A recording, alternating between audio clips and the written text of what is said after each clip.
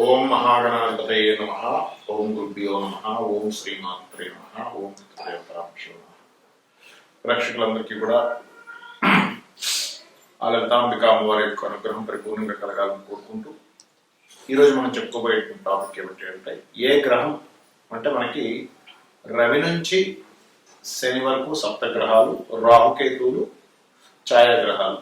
ఈ గ్రహాల్లో ఏ గ్రహం బాగోకపోతే ఎటువంటి ఫలితాలు, బాగుంటే ఎటువంటి ఫలితాలు, ఒకవేళ బాగోనట్లయితే మీకు జరిగే ఫలితాలను బట్టి మీరు ఏ పరిహార మార్గం చేసుకుంటే మీకు ఆ గ్రహ సంబంధించినటువంటి మంచి ఫలితాలు వచ్చి మీరు ఏ రకంగా మీరు లబ్ధి పొందుతారు అనేటువంటి విషయాన్ని మనం తెలుసుకుందాం.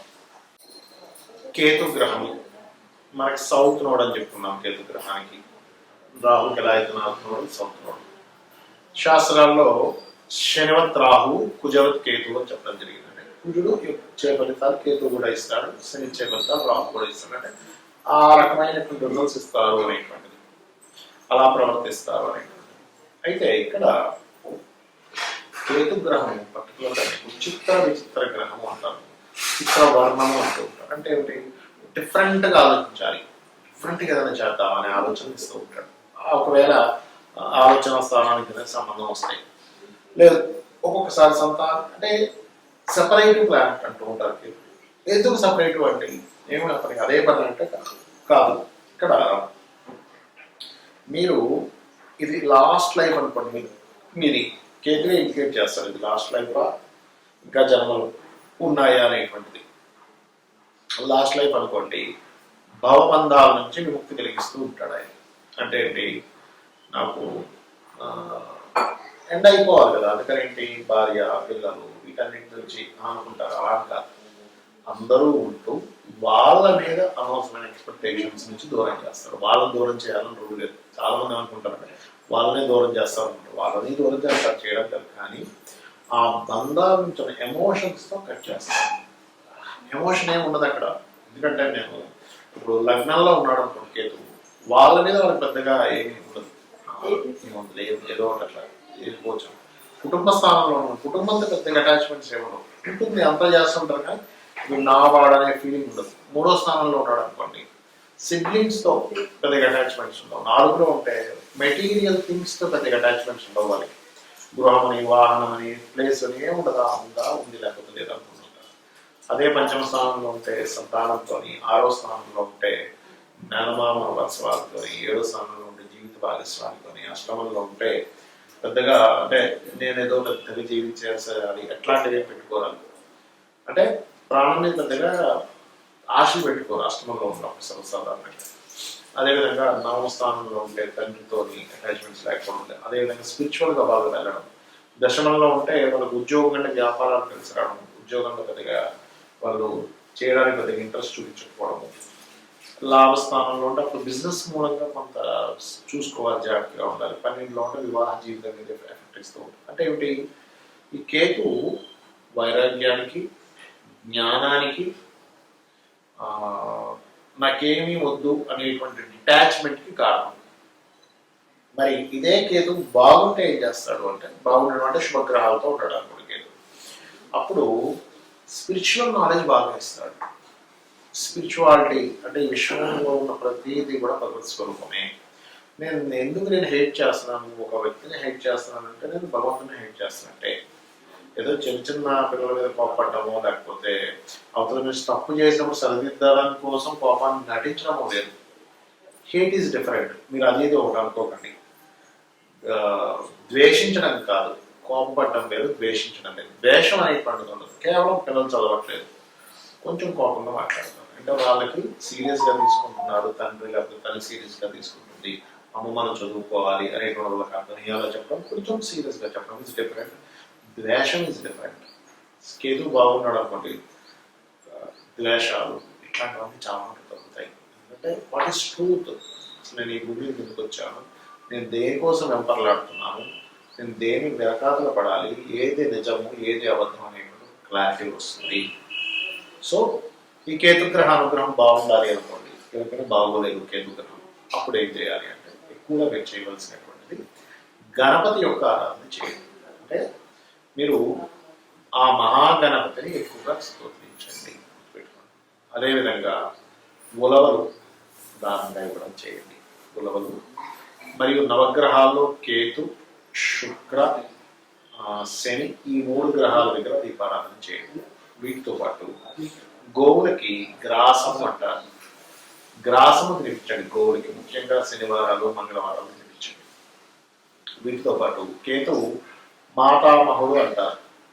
రాహు ఎలా అయితే పితామహుడు, కేతువు మాతామహుడు అంటే అమ్మమ్మ, నాన్నమ్మ.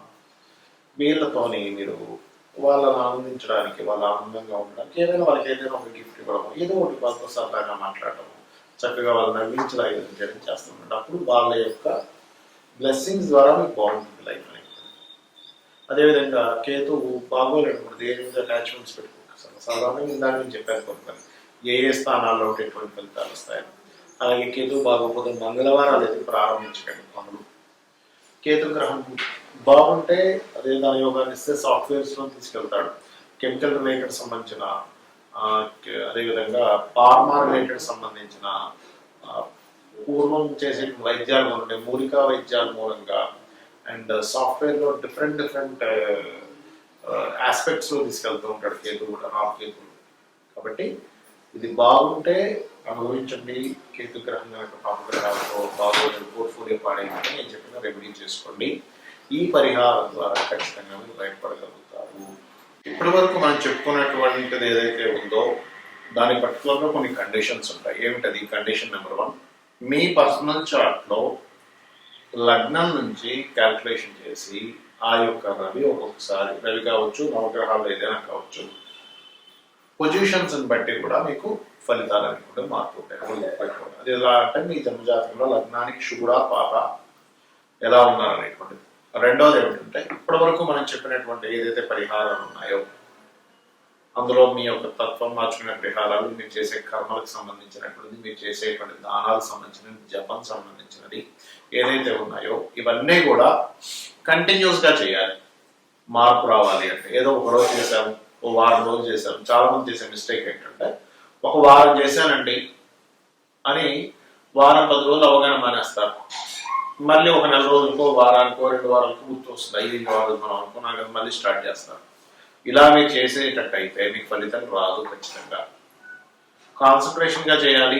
చాలా మంది నన్ను అడుగుతుంది ఏంటంటే, ఏమండి నేను మీరు మంత్రం చెప్తున్నటువంటిది నేను కూర్చుంటాను, ఒక 5 నిమిషాలు మాత్రం కాన్సన్ట్రేషన్గా ఉంటుంది, దాని తర్వాత నా ఆలోచనలు ఎక్కడికో వెళ్ళిపోతాయి, ఏం చేయాలని అనుకుంటారు. నేను చెప్పేది ఒకటే, ఇది అందరికీ ఉన్న ప్రాబ్లం. ఏది అందరికీ కూడా మనం ఒక దాని మీద కాన్సన్ట్రేషన్ చేసేటప్పుడు కొంతమందికి అయితే అరసెకండ్లోనే వేరే దగ్గరికి వెళ్ళిపోతుంది ఆలోచన, మనసు ఇవన్నీ కూడా వెళ్ళిపోతున్నా కూడా మళ్ళీ తీసుకొచ్చి కూర్చోబెడుతూ ఉండండి, మరలా సాధన చేయండి, మరలా మంత్రం చేస్తూ ఉండండి, కంటిన్యూస్గా చేస్తూ ఉండండి. అలా ప్రాక్టీస్లో మీకు కూర్చున్న దగ్గర అలా మంత్రం మీదే ధ్యాస చేయడం జరుగుతుంది. దాని ద్వారా మీకు ఫలితం కూడా వస్తుంది. అలాగే మరొకటి ఏమిటంటే ఇక్కడ చాలా మంది అడుగుతున్నటువంటిది ఏంటంటే ఈ కండిషన్స్లో ఏమంటే మా ఇంట్లో పలానా వాళ్ళు అంటే ఉంటారు పెద్దవాళ్ళు ఎవరో ఒకరు గతించడం జరిగింది, ఇప్పుడు ఈ మంత్రము, ఈ దానము ఇవి చేయొచ్చా అని అడుగుతూ ఉంటారు. నేను చెప్పేది ఒకటే, కేవలం 11 రోజులు మాత్రమే ఉంటుంది. 11వ రోజు తర్వాత నుంచి ఆలయానికి వెళ్ళొచ్చు, దానం ఇవ్వచ్చు, ఇంట్లో దీపారాధన చేయొచ్చు, మరియు ఏదైనా సరే ఒక నామం తీసుకొని జపం చేసుకోవచ్చు. దీనికి ఎటువంటి దోషము లేదు. ఇవన్నీ ఎందుకు చెప్తున్నానంటే మీకు చాలా మందికి ఒక రెమెడీ చెప్పిన తర్వాత మరి ఇప్పుడు ఇలా ఉంది, చేయొచ్చా చేయకూడదా అని అడుగుతూ ఉంటారు. అలాగే మరొకటి ఏంటంటే మీరు దేవతా ఆరాధనతో పాటు పితృదేవత ఆరాధన అంటారు. లలిత అమ్మవారు దేవతా రూపంలోని పితృదేవతా రూపంలో 2 రూపాలలోని ఎనర్జీని ఇస్తున్నటువంటిది అమ్మవారే అని చెప్పి మనకి స్పష్టంగా లలితా సహస్రనామాల్లో చెప్పబడింది. కాబట్టి మనం చేయాల్సింది ఏమిటి? కేవలం ఇంట్లో దేవతా పూజ లేకపోతే నిత్య దేవతారాధన, ఆలయానికి వెళ్ళడంతో పాటు అమావాస్యలు వచ్చినప్పుడు ప్రత్యేకంగా పితృదేవతల కోసమని స్వయం పాకం ఇవ్వండి. స్వయం పాకం అంటే మీకు బియ్యము 1 కిలోనో 2 కిలోలు 5 కిలోలు మీ స్తోమతలు బట్టి బియ్యము, 2 రకాల పప్పులు, ఏవైనా వండుకునేటువంటి పప్పులు 2 రకాలు, ఆకుకూర 2 రకాల కూరగాయలు, పప్పు మిరపకాయలు, ఉప్పు ఇటువంటివి ఇస్తారు. ఇవి బ్రాహ్మణుడికి ఈశ్వర స్వరూపంగా భావించి చెప్పాలి. ఇవి ఎందుకు ఇవ్వాలి అంటే మనకి తెలియకుండానే మన గ్రహస్థితి ఒక్కోసారి దేవతా ఆరాధనతో పోదు. పితృదేవత ఆరాధన చేస్తేనే పోతుంది. అంటే వాళ్ళ కృతజ్ఞతాభావంతో మనం ఇస్తున్నాం. చాలా మంది అనుకుంటారు ఏంటి, ఏమంటే మరి ఇక్కడ ఇస్తే ఈ వీళ్ళకి ఇస్తే అక్కడికి ఎలా వెళ్తుంది అని. ఇక్కడ మీరు అర్థం చేసుకోండి, ఒక బ్యాంకులో మనం చెక్ వేస్తే ఎక్కడో దేశంలో ఉండేటువంటి వాళ్ళకి డబ్బులు ఇవ్వట్లేదా? అలాగే మనము ఏదైనా సరే ఈ దేవతా శక్తి కానీ పితృదేవతా శక్తి కానీ ఎలా ఉంటుంది అంటే మీకు చాలా స్పష్టంగా చూపిస్తున్నటువంటిది, మన కంటికి కనబడేటువంటిది కాకుండా కంటికి కనబడకుండా కూడా ఒక కర్మ అనేటువంటిది జరుగుతూ ఉంటుంది, ఆ ఎనర్జీ అనేటువంటి ఫ్లో అవుతూ ఉంటుంది. కాబట్టి కంప్లీట్గా పితృదేవతలు ఉన్నారు, దేవతలు ఉన్నారు, భగవంతుడు అనేవాడు ఉన్నాడు, ఇప్పుడు నేను ఎంత అనుభవిస్తున్నా ఇదంతా పూర్వజన్మలో చేసినటువంటి కర్మనే. ఇది బాగా అర్థం చేసుకోవాలి ముఖ్యంగా. ఇప్పుడు నేను ఏదైతే అనుభవిస్తున్నానో అది మంచి కావచ్చు, చెడు కావచ్చు, ఇదంతా పాస్ట్ లైఫ్లో నేను చేసినటువంటి కర్మ ఇప్పుడు అనుభవిస్తున్నాను. దీన్ని తొలగించుకోవడం కేవలం దేవతారాధన పితృదేవతారాధన ద్వారానే అనుకోవాలి. ఇక మరొక పాయింట్ చెప్పి ముగిస్తాను. చాలా మంది అంటుంటారు, ఏమండి ఈ దానము ఆలయంలో ఉన్న పురోహితుడికే ఇవ్వాలా, బయట బెగ్గర్స్ ఉంటారు లేకపోతే ఇంకెవరైనా ఉంటారో వారికి ఇవ్వచ్చా అని అడుగుతూ ఉంటారు.